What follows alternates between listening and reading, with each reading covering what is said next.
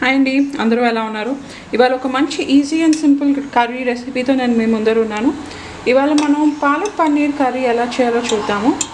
And ఇది వచ్చేసి చాలా సింపుల్ కర్రీ, చాలా టేస్టీ.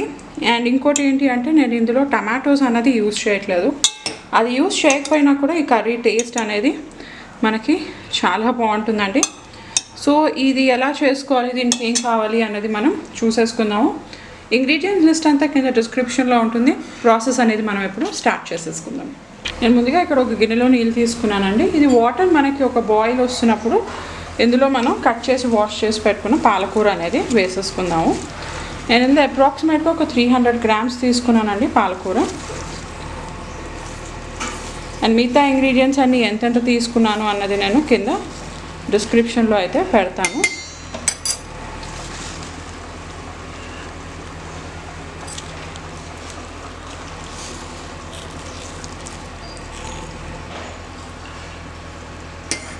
నేను ఇది పాలకూర ఎక్కువసేపు బాయిల్ చేయనండి, జస్ట్ ఒక 1 minute అంతే. ఆ తర్వాత నేను తీసేసుకుంటాను.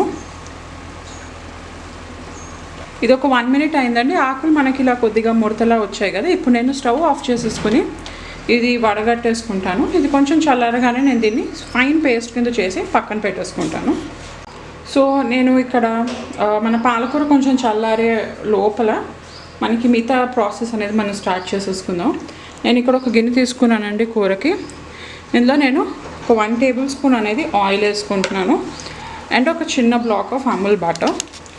దీనివల్ల ఏంటంటే మనకి ఫ్లేవర్ అనేది చాలా బాగా వస్తుంది.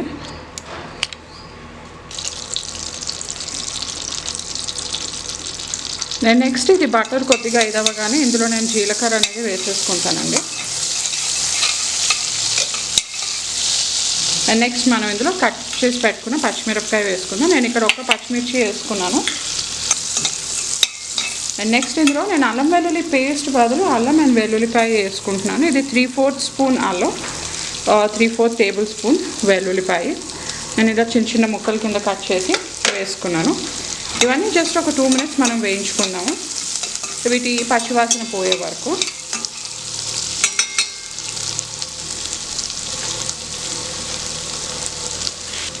నేను నెక్స్ట్ ఇందులో సన్నగా కట్ చేసి పెట్టుకుని ఉల్లిపాయ వేసేసుకుంటున్నాను. ఇక్కడ నేను ఒక మీడియం సైజ్ ఉల్లిపాయ తీసుకున్నాను.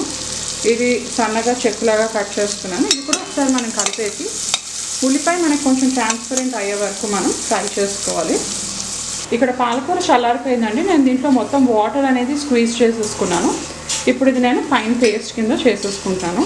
మనకి ఇక్కడ ఆనియన్స్ అనేవి కుక్ అయిపోయాయండి. నేను నెక్స్ట్ ఇందులో ముందుగా బాయిల్ చేసి మనం పేస్ట్ చేసి పెట్టుకున్న పాలకూర అనేది వేసేసుకుంటున్నాను.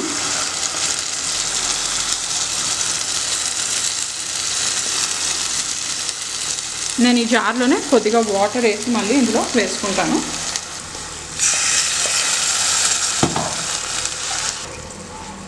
మనం ఇప్పుడు ఇదంతా ఒకసారి బాగా మిక్స్ చేసుకుని ఈ పాలకూర కొంచెం కుక్ అయ్యి ఆయిల్ పైకి వచ్చే వరకు ఒక 5 minutes మనం కుక్ చేసుకుందాం. ఇది మనం మూత పెట్టుకోకుండా కుక్ చేసుకోవాలండి. అప్పుడే మనకి కలర్ అనేది గ్రీన్ కలర్ మెయింటైన్ అవుతుంది. ఇక్కడ మనకి పాలకూర అనేది కొంచెం కుక్ అయిపోయినండి. నెక్స్ట్ నేను దీనికి తగ్గంత ఉప్పు వేసేసుకుంటున్నాను. ఫైనల్గా ఒకసారి మనం మళ్ళీ ఉప్పు అనేది చెక్ చేసుకుందాం. అండ్ నెక్స్ట్ ఇందులో నేను కారం అనేది వేసుకుంటున్నాను.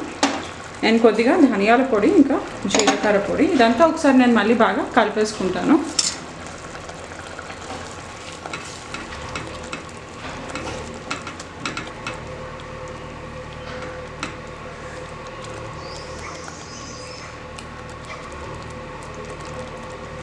ఇప్పుడు మనం ఇది ఇంకొక 5 minutes అనేది మనం కుక్ చేసుకోవాలి. మనకి ఇదిలో ఒక బాయిల్ వచ్చిన తర్వాత మనం ఇందులో కట్ చేసి పెట్టుకున్న పన్నీర్ పీసెస్ అనేది వేసేసుకుందామండి. నేను ఇక్కడ ఒక ప్యాకెట్ పన్నీర్ తీసుకున్నాను, 200 grams పన్నీర్ ప్యాకెట్. నేను ఇలా చిన్న క్యూబ్స్గా కట్ చేసి వేసేసుకుంటున్నాను. ఇది చాలా simple version of palak paneer అండి. అండ్ చాలా హెల్దీ కూడాను, ఎందుకంటే నేను ఇందులో ఆయిల్ కూడా ఆలివ్ ఆయిల్ అనేది యూజ్ చేస్తున్నాను. అండ్ కొంచెం డైట్ కాన్షియస్ ఉన్నవాళ్ళు, చాలామంది పాలకూరతో టమాటో తినరు, అలాంటి వాళ్ళు ఈ రెసిపీ ట్రై చేయొచ్చు.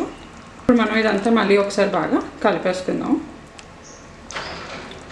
ఈ కర్రీ మనకి చపాతీలోకే కాదండి, రైస్లోకి కూడా చాలా బాగుంటుంది.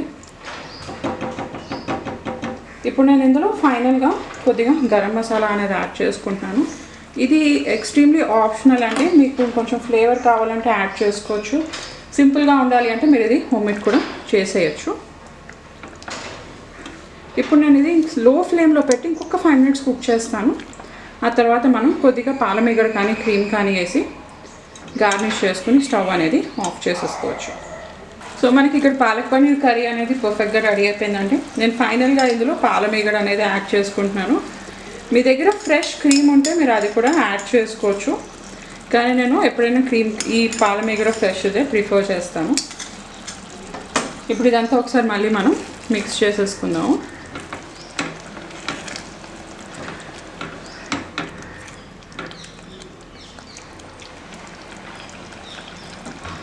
సో మనకి కర్రీ రెడీ అయిపోయింది. ఇప్పుడు నేను స్టవ్ ఆఫ్ చేసేసుకుని సర్వ్ చేసేసుకుంటాను. సో మన పాలక్ పన్నీర్ కర్రీ ఇలా సర్వ్ చేసుకున్నానండి. ఇది మనకి రోటీతో రైస్లోకి రెండిట్లోకి చాలా బాగుంటుంది. సో ఈ రెసిపీ మీరు ట్రై చేసి చూడండి, ఎలా వచ్చిందో కింద ఒక కామెంట్ పెట్టండి. ఈ వీడియో కనుక నచ్చినట్లయితే లైక్ చేయండి, షేర్ చేయండి, సబ్స్క్రైబ్ చేయండి. ఇంకో మంచి రెసిపీతో మళ్ళీ కలుస్తాను. అంతవరకు బాయ్.